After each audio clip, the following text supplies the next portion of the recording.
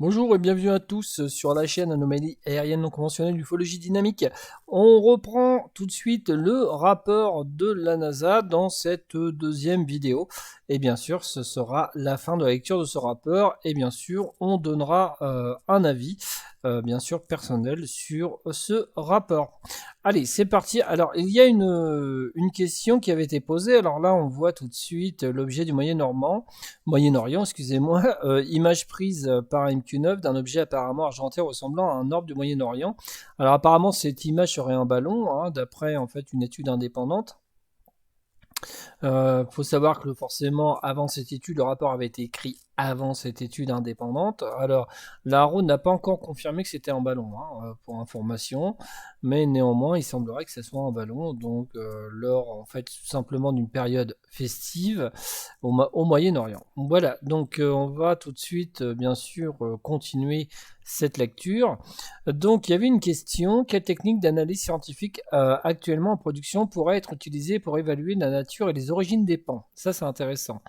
Quel, quel type de technique d'analyse à développer? Donc, l'intelligence artificielle et l'apprentissage automatique seront révélés être des outils essentiels pour se sont révélés être des outils essentiels pour identifier les événements rares au sein des vastes ensembles de données. Ces méthodologies combinées à la vaste expérience et expertise de la NASA devraient être utilisées pour étudier la nature et les origines des pans, en examinant les données provenant de sources telles que les satellites et les systèmes radars.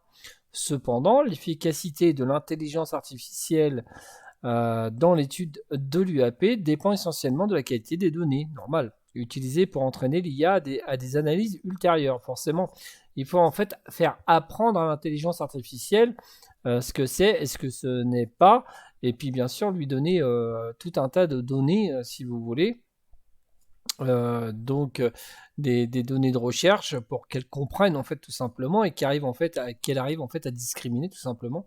À l'heure actuelle, l'analyse UAP est plus limitée par la qualité des données que par la disponibilité des techniques, ça c'est clair. En conséquence, il est plus prioritaire d'obtenir des données de meilleure qualité que de développer de nouvelles techniques d'analyse. Une fois que la Haro et d'autres agences, y compris la NASA, auront accumulé un catalogue complet et bien organisé de données de base, celles-ci pourront être utilisées pour entraîner des réseaux neuronaux afin qu'ils puissent caractériser les écarts par rapport à la normale. En fait, le système, en fait, ils veulent en fait, mettre en place un système de discrimination des technosignatures. Donc, le panel estime que les techniques standards couramment appliquées en astronomie, en physique des particules et dans d'autres domaines scientifiques peuvent être adaptées pour ces analyses. Lorsqu'il s'agit de détecter des anomalies, telles que les UAP, d'ailleurs c'en est une, dans des ensembles de données, il existe deux approches. La première approche consiste à construire un modèle qui représente les caractéristiques attendues du signal. Puis on recherche toute correspondance, puis à rechercher toute correspondance avec ce modèle. La deuxième approche consiste à utiliser un modèle de propriété d'arrière-plan et à rechercher tout ce qui s'écarte de ce modèle. Le comité note que la première approche est difficile car nous ne possédons pas une description cohérente des caractéristiques physiques de l'UAP. Bah, ouais, plus ou moins, enfin. C'est vrai que c'est un petit peu. C'est vrai que le phénomène, c'est un petit peu confus, si vous voulez. Parce que. Eh ben, il a des manières différentes d'agir, il a des formes différentes, il a des couleurs différentes. Souvent, dans un fait du moins dans une observation, le phénomène peut changer de forme, ça arrive. Donc il n'y a pas de description cohérente. Déjà, le phénomène n'est pas cohérent lui-même, déjà à la base. Si vous connaissez la phénoménologie du fait OVNI, du moins dans toute son histoire, la problématique se situe où il n'y a pas grand-chose de cohérent là-dedans. C'est difficile à avoir de la cohérence. Donc c'est pas simple, on va dire. La deuxième, l'approche en revanche nécessite de comprendre ce qui est considéré comme normal et connu dans des zones de recherche données, qui peut être distingué de ce qui est inhabituel ou inconnu. Donc identifier la conventionnalité et essayer d'en extraire la non-conventionnalité s'il y en a. Donc Aharo a déjà commencé cette tâche en étudiant à quoi ressemblant les phénomènes normaux tels que les reflets solaires, les ballons capteurs militaires. Le programme de calage systématique des observations normales est une étape essentielle avant de commencer de rechercher l'anormal. Moi, je trouve ça parfait, c'est une très bonne méthode. La méthode de l'ufologie, lorsque vous faites du terrain, lorsque vous faites des enquêtes sur terrain, hein, je dis bien pas sur le clavier, lorsque vous descendez, quand vous allez voir un témoin, il faut déjà voir ce qui est de l'ordre du normal, hein, de l'ordre du conventionnel, c'est-à-dire rechercher si c'est pas un ballon, un hélicoptère, un problème météo, etc., un reflet de nuage, à une certaine heure avec le soleil, etc. Enfin bref, tout phénomène en fait tout conventionnel, il faut rechercher la normalité et jamais dans la démarche rechercher une anormalité quelconque, même si le témoin vous a dit que c'était totalement incroyable. Il faut d'abord rechercher ce qui est de l'ordre du normal. Et après, effectivement, vous pouvez en fin d'enquête, après avoir en fait éliminé tout ce qui est de l'ordre du conventionnel et lorsque vous n'avez pas trouvé de réponse, gardez, si vous voulez, l'aspect conventionnel dans le rapport.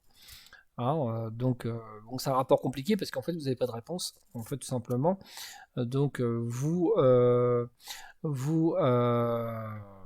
concluez en fin de rapport qu'en fait, comme on avait des rapports, lorsque j'ai mené des enquêtes ou qu'on a mené des enquêtes, effectivement, on a conclu à la non-conventionnalité du fait, du phénomène observé. Donc, pourquoi? Parce qu'en amont, on avait vérifié avant ce que c'était. Et puis en fait, voilà.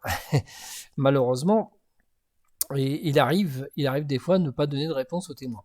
Donc une troisième voie potentielle pour l'analyse scientifique consiste à établir une corrélation croisée entre des vastes bases de données de la NASA et des lieux et heures des événements UAP signalés.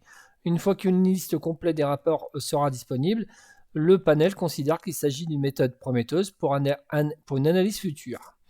Là encore, l'expertise de la NASA en matière d'IA et donc de langage informatique, etc., lui permettra d'apporter une contribution importante.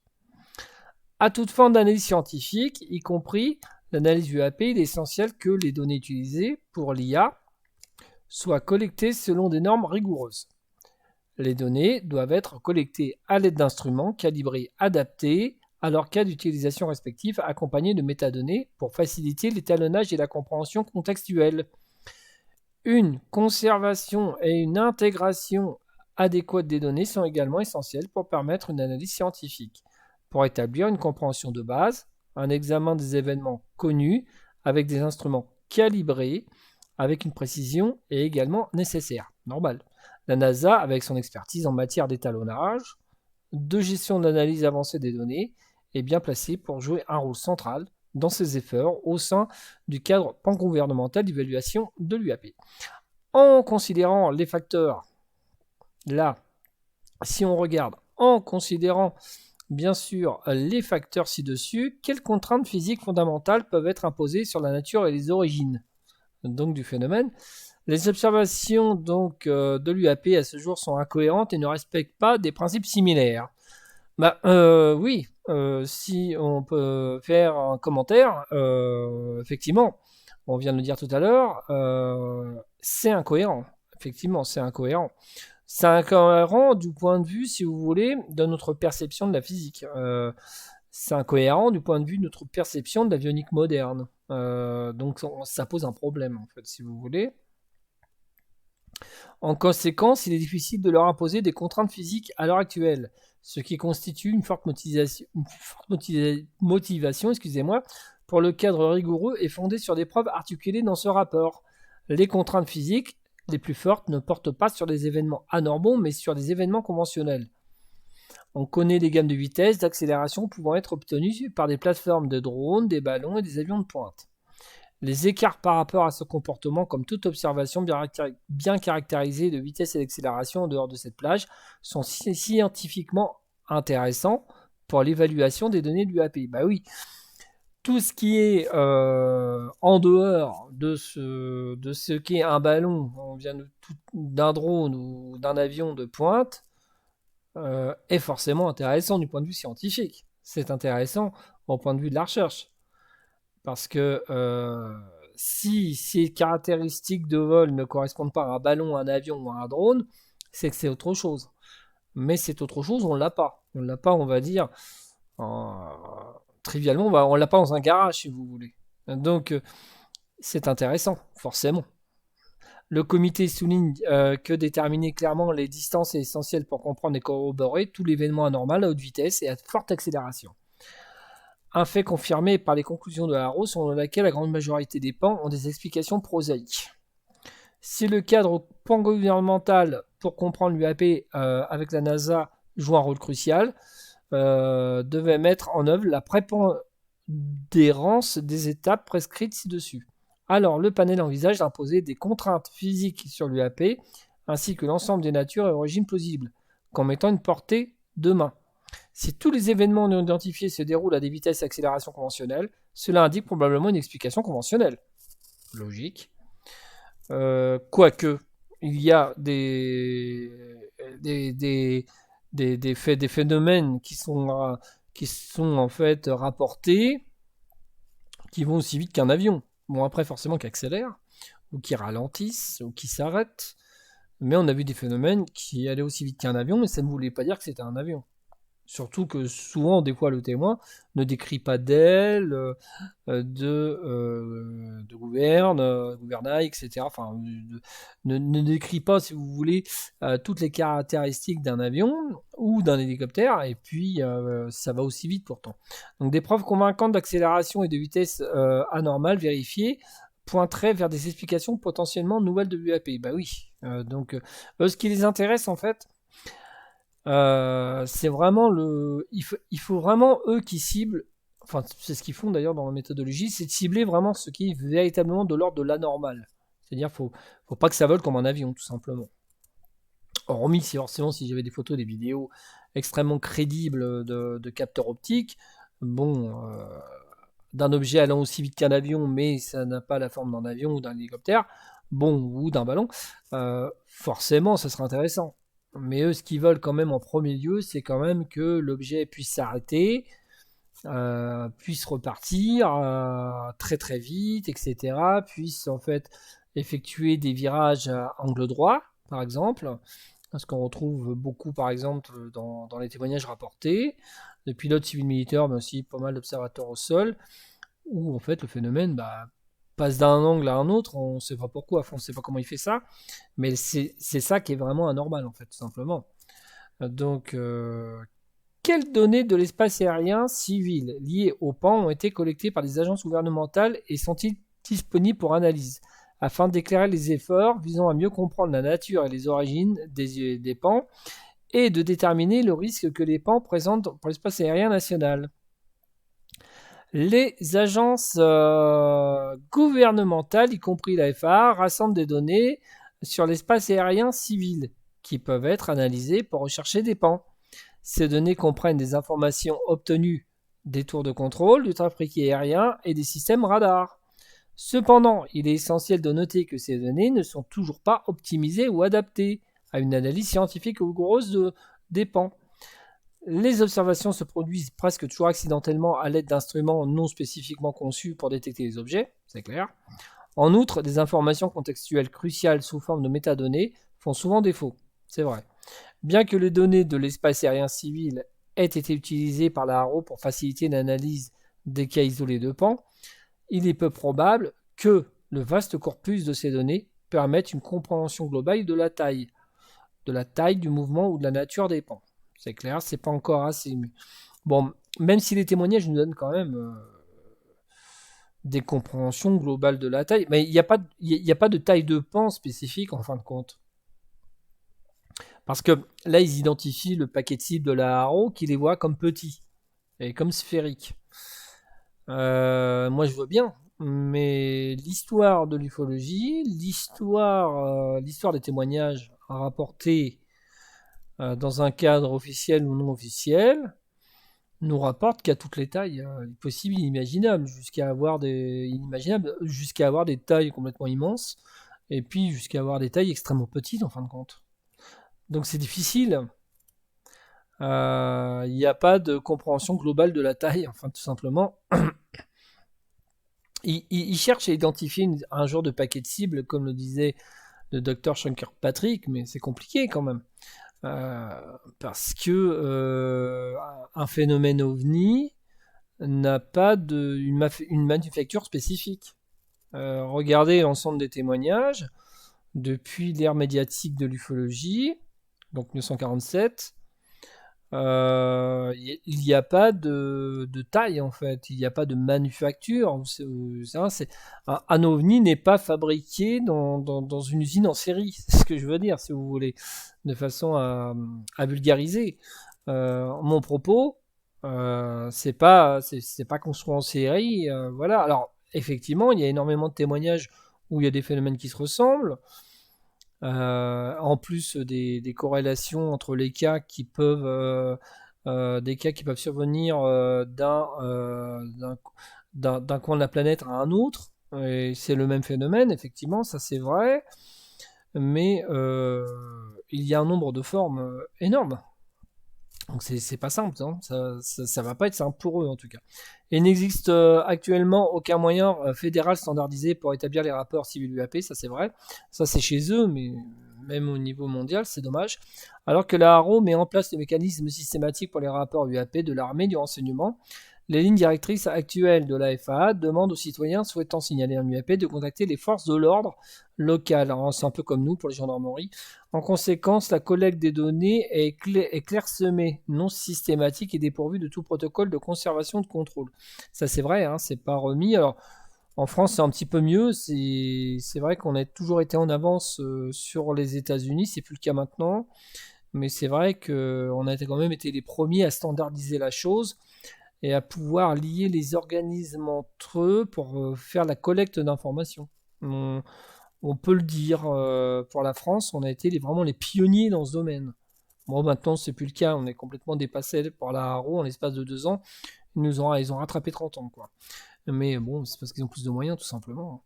Donc, ici encore, la NASA peut apporter une aide importante, un effort déployé pour l'ensemble du gouvernement pour comprendre l'UAP. Grâce à son expertise de pointe en matière de conservation et d'organisation de données, la NASA est bien placée pour conseiller sur les meilleures méthodologies pour établir des référentiels de données de l'espace aérien civil. Quels protocoles de reporting et de système d'acquisition de données de gestion du trafic aérien actuels peuvent être modifiés pour acquérir des données supplémentaires sur les pans? Alors, on va regarder l'objet sud-asiatique, un autre objet. Image prise par MQ-9, là c'est sur le rapport.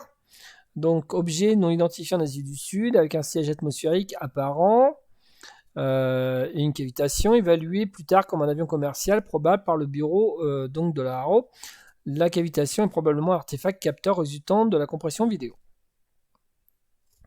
Donc c'est un avion, mais effectivement le capteur a complètement déformé, si vous voulez,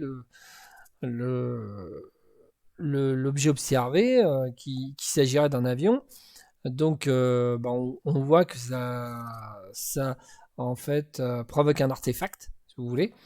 Et puis, qu'on a du mal au préalable, on a du mal à identifier un avion, hein, dans l'image que l'on voit. Donc, quelle amélioration potentielle des futurs efforts de développement peuvent être recommandées pour acquérir des données concernant les futurs pans signalés, afin de contribuer aux efforts visant à mieux comprendre la nature de l'origine des pans? Donc, la vaste expérience de la NASA dans la recherche et le développement d'outils de gestion de trafic aérien, ainsi que son partenariat solide avec la FAA, seront essentiels à la conception de futurs systèmes permettant d'acquérir des données. Donc, mettre en place de nouveaux systèmes de capteurs. Ça, c'est intéressant. À l'heure actuelle, les instruments de surveillance ne sont pas conçus pour détecter des objets anormaux et les métadonnées associées sont souvent absentes. La NASA, ça l'avait déjà dit, la NASA devrait commencer par développer des nouveaux concepts et idées pour les systèmes qui permettent à ces systèmes de contribuer à cet effort, pour mieux comprendre tout simplement le phénomène. Alors voilà, alors là on a une photo, donc voilà. Et ici, conclusion générale et recommandations. Nous recommandons que la NASA joue un rôle de premier plan dans les efforts déployés par l'ensemble du gouvernement pour comprendre les pans et tirant parti de sa vaste expertise pour contribuer à une approche globale fondée sur des preuves et ancrée dans la méthode scientifique. Nous recommandons spécifiquement que la NASA utilise ces moyens d'observation de la Terre existants prévus pour sonder les conditions environnementales locales associées au pan, qui sont initialement détectées par d'autres moyens. Ce faisant, la NASA peut directement vérifier si certains facteurs environnementaux coïncident avec des pans. À l'heure actuelle, la détection des pans est souvent fortuite, c'est vrai, capturée par des capteurs qui n'ont pas été conçus, ça on l'avait déjà vu. Hein. Nous recommandons à la NASA de tirer parti de son expertise considérable dans ce domaine pour potentiellement utiliser des données multispectrales et hyperspectrales. Le comité estime que l'engagement du public dans les efforts visant à mieux comprendre les pans sera vital. Ça c'est bien, ça, cette approche-là. La NASA, en prêtant son nom aux études UAP, contribue à déjà réduire la stigmatisation. Je l'avais dit dans le domaine de la communication. J'avais dit, le mot NASA va être important. Pourquoi ? Parce que la NASA, elle est prise au sérieux. Alors, tout le monde connaît la NASA, d'un point de vue, même du point de vue pop culturel, dans tous les films, on connaît la NASA. Dans le domaine du lancement des fusées, des navettes, etc., on connaît la NASA. Des satellites, on connaît la NASA. On connaît la NASA partout. Hein, d'accord. Y a même une mode vestimentaire sur la NASA. Donc, tout le monde connaît la NASA. C'est quelque chose de sérieux. Voilà. Et le nom de la NASA permet de réduire la stigmatisation. Bah oui, tout simplement, qu'en communication, vous avancez toujours dans le cadre de l'étude officielle ou de l'organisme officiel. Donc, de parler du CNES ou parler de la NASA, c'est du sérieux. Voilà. Donc, ça apporte plus de crédit, si vous voulez. Donc, contribue déjà à réduire la stigmatisation associée au reportage. Au-delà, nous recommandons que la NASA étude la viabilité du développement ou de l'acquisition d'un système donc, de crowdsourcing. Ça, on l'a vu avec les smartphones. Enfin, nous recommandons que le système de rapport sur la sécurité aérienne pour les rapports UAP des pilotes professionnels soit mieux exploité, fournissant une base de données essentielle pour l'effort pan-gouvernemental visant à comprendre l'UAP.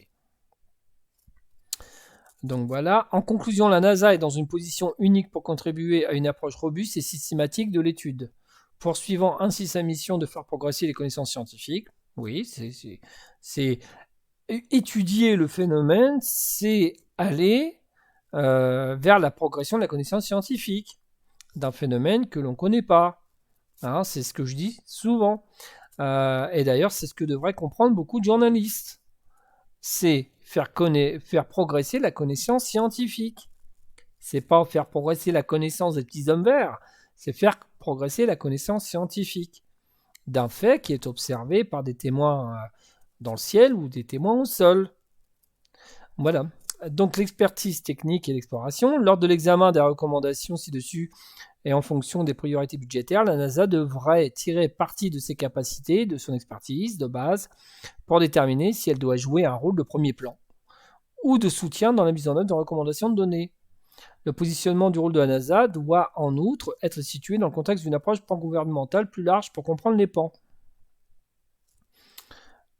Remerciements. Alors, nous allons aux remerciements, puisque nous sommes, on va dire, presque à la fin du rapport. Alors, vous allez voir, on va lire un peu la fin de ce rapport qui est vraiment intéressant. Donc, en ce qui concerne les remerciements, la compilation de ces rapports a été une tâche importante, rendue possible uniquement grâce aux efforts collectifs d'une équipe dévouée de professionnels. Nous aimerions prendre un moment pour reconnaître et exprimer notre gratitude à ceux qui ont joué un rôle important dans cette entreprise. En premier lieu, nos profondes gratitudes à la NASA pour son soutien et son engagement indéfectible. Le docteur David Ebions. Donc là, c'est les remerciements. Alors, on va aller voir. Allez, on a les remerciements, mais on va aller voir juste à la fin ce que nous dit la NASA. Nous allons le voir ensemble. C'est très important parce que il faut absolument voir ça. Alors,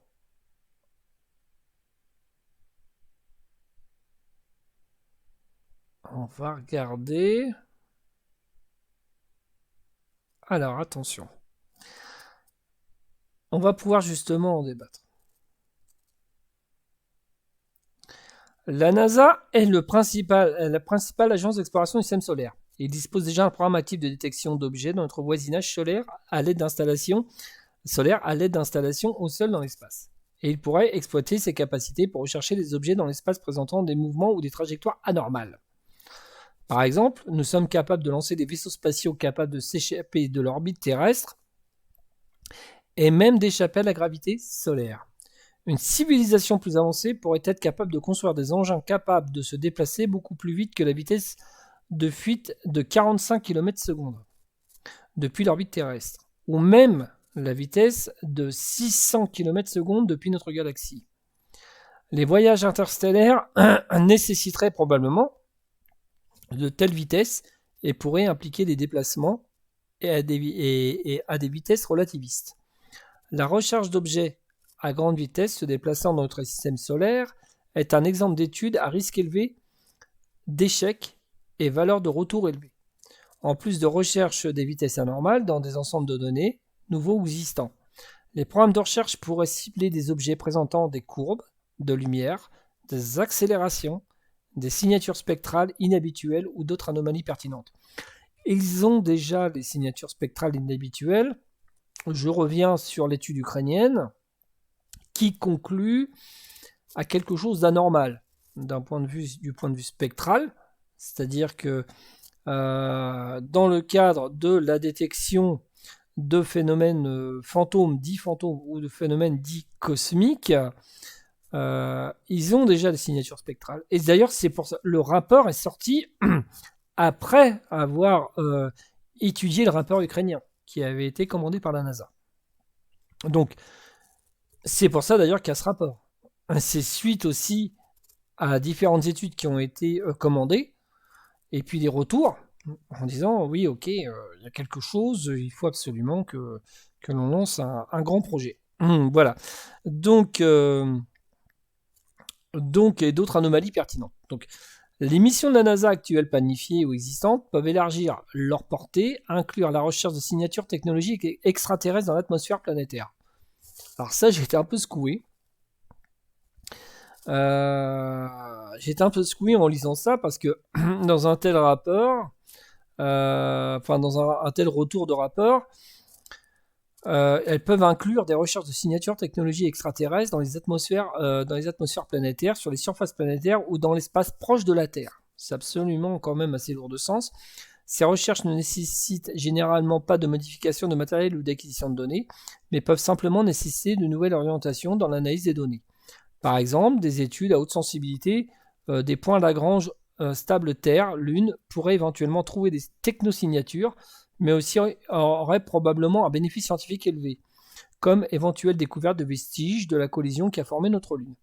À ce stade, il n'y a aucune raison de conclure que les rapports UAP existants ont une source extraterrestre. Cependant, si nous reconnaissons cela comme une possibilité, alors ces objets doivent avoir traversé notre système solaire pour en arriver ici.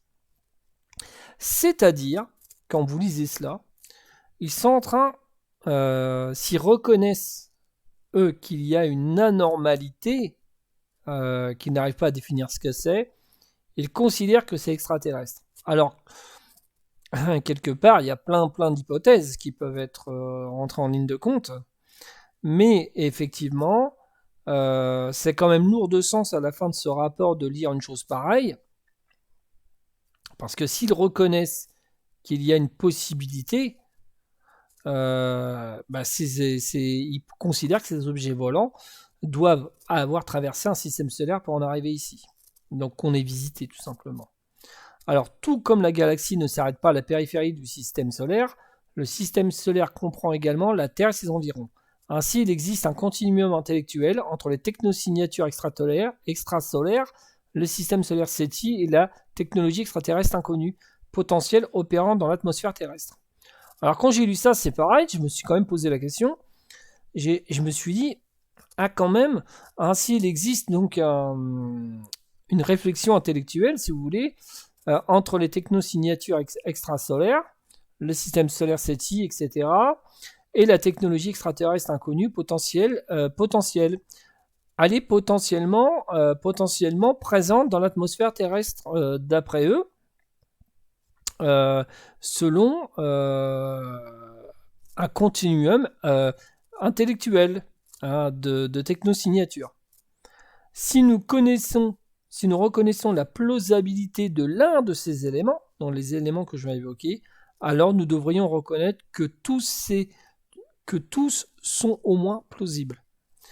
Donc voilà pour la lecture de ce rapport, donc de cette deuxième partie de la NASA. Alors qu'est-ce qu'on peut dire? Alors on peut dire que effectivement, on peut effectivement conclure que la NASA fait preuve quand même d'une approche un peu plus ouverte, on va dire, mais ça c'est normal, et une approche un peu plus démocratique dans le cadre par exemple de la participation du citoyen à l'observation en fait du ciel, et puis au système de cross-sourcing, c'est-à-dire donc la récupération de données et d'éléments, donc à partir de smartphones, etc. Mais en même temps, il faut reconnaître, et là c'est vrai, on ne peut pas non plus à chaque fois être dans une position où on condamne obligatoirement l'officiel, si vous voulez, les initiatives de l'officiel. Parce que quand vous lisez la conclusion du rapport, vous êtes quand même étonné. Parce qu'il n'écarte pas l'idée que, par exemple, les phénomènes qui seraient identifiés comme anormaux soient en fait tout simplement extraterrestres. Donc ils vont quand même dans cette... ils disent qu'ils n'ont aucune preuve que ce le soit, mais que c'est tout à fait plausible et que tous le soient plausible. Donc c'est-à-dire tous les phénomènes enregistrés depuis l'ère médiatique et peut-être sont enregistrés avant l'ère médiatique, avant 1947. Donc la conclusion est quand même étonnante quand vous lisez le rapport. Personnellement, alors d'un point de vue de la recherche, moi je trouve que c'est plutôt bien. D'un point de vue de ce qu'ils vont faire, c'est quand même plutôt clair en fin de compte. Alors on voit qu'il y a quand même une forme d'indépendance, puisque de toute façon la NASA c'est pas non plus le département de la défense, c'est pas un organisme rattaché au Pentagone, c'est un organisme civil indépendant. Alors c'est un organisme d'État, mais il est civil et indépendant, c'est-à-dire que il n'est pas rattaché, si vous voulez, à une structure militaire, quoique les militaires utilisent forcément des données satellites de la NASA, ça c'est normal. Mais effectivement, on peut se dire que le rapport, à la lecture de ce rapport, dans cette étude qui est proposée, c'est une étude qui est proposée en fait. C'est tout simplement en fait un projet, une prospective en fait, tout simplement, une étude prospective de ce qui va être mis en place. En tout cas, il leur faudra de toute façon des crédits. Et de toute façon, ils encouragent en fait à la libération de certains crédits, puisqu'on voit bien qu'ils encouragent. Ils donnent leurs recommandations. Donc à partir de ces recommandations qui sont données, il leur faut forcément les moyens, donc les moyens humains, il leur faut des moyens techniques, etc., etc. Donc effectivement, on peut quand même se féliciter. On peut se féliciter tout de même, et ça serait dommage de ne pas le faire par rapport à l'effort qui est fait là, parce que si vous vous intéressez à l'histoire de l'ufologie, jamais un organisme aussi important s'est intéressé à ça, en fin de compte. Et là, il y a une recherche. C'est-à-dire, on va rechercher le fait lui-même. On va rechercher qu'est-ce qui provoque ça.